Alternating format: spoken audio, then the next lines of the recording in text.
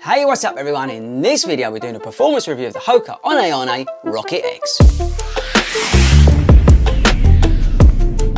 Hey, what's up guys, and welcome back to 40 Runs. Now if you're new around here, I need you to smash that pink button down there that says subscribe on it and go over to our Facebook page and join the 40 Runs running community and check out the description. There's loads of cool things, including a link to where you can get this, the rocketx. Now, I promised you I'd come back and tell you how I've been getting on, so let's get stuck in. Right guys, so here it is, the Hoka on a rocketx. Now if you've not seen the first video I did on this, I would recommend you check it out. And in that video I said I would come back and tell you how I've been getting on with it. So before we get into that, let's get into some of the stats and features quickly, because I did them in the first video, but we'll get into them a little bit. So this shoe is 140 pounds, yeah, 140 pounds. You've got a very breathable mesh upper. You've got CM EVA foam, which is like 2 layers. I'll show you that in a second, or dual density, sorry, and I'll show you that in a second. You've got the carbon fibre plate, which is from the Carbon X. You've got an early stage Meta Rocker, rubberized foam outsole with zonal rubber placement. The drop is 5 mils and the shoe weighs 8 ounces. Now, this is the 2-bit I was talking about. So again, it's like the Carbon X with the 2 pieces of EVA foam. See that? See that? There and there. True to size, yes. Fit-wise, slightly wider than I was expecting. As it's gone on, it's definitely got a lot more movement in it, and it's definitely a lot more sort of unrigid, and it's definitely not as narrow as a lot of the Hokas have been in the past.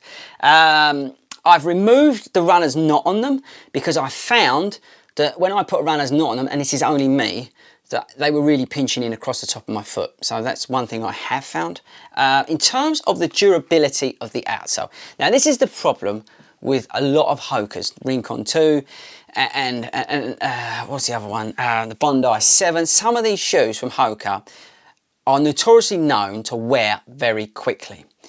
Now, I've been not down the river past towpaths as much as I have of late because it's been raining, so I tend to stay away from them. But I think in terms of wear and tear, it's actually not too bad, all things considered. I'm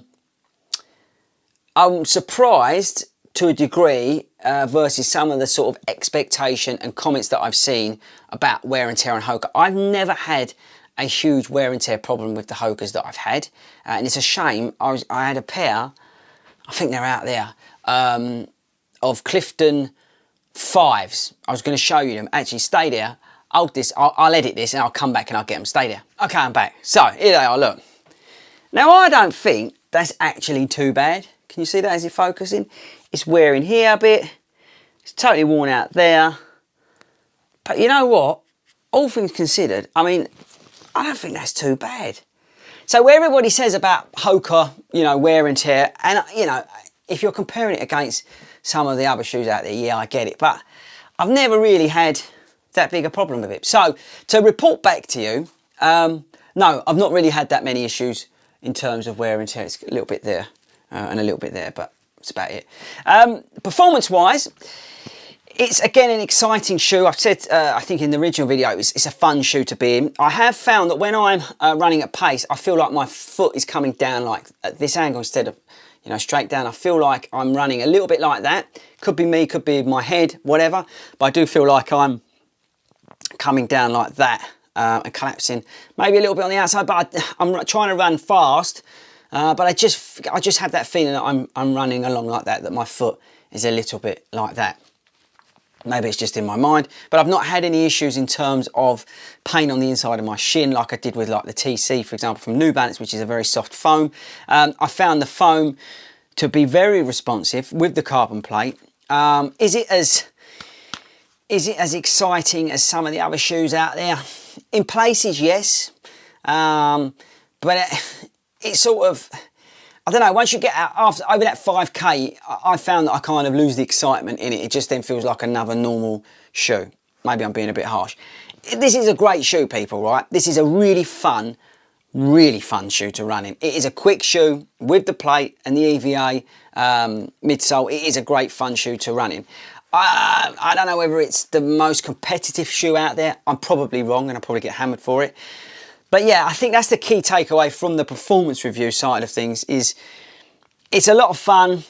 I dig it. I'm pleasantly surprised with the whole package. £140, it's a bargain. It's a great shoe. It's obviously going to have its fans out there, but I do feel like there are better shoes out there. And even though it's probably a bit unfair, I still prefer to run in these, my speeds, versus this, for example. So maybe again, a bit harsh because that's a TPU plate, this is a carbon plate, but I just prefer running in the speeds. I prefer the overall feel of it compared to the rocketx. So yeah, to conclude, finally, get there in the end. This is a great fun shoe, £140, it's an awesome price point. If you're looking for a carbon plated running shoe and you dig Hoka, you're gonna absolutely love this. I know the carbon X is coming out, carbon X2 is coming out. This is definitely more of a racing shoe versus that shoe.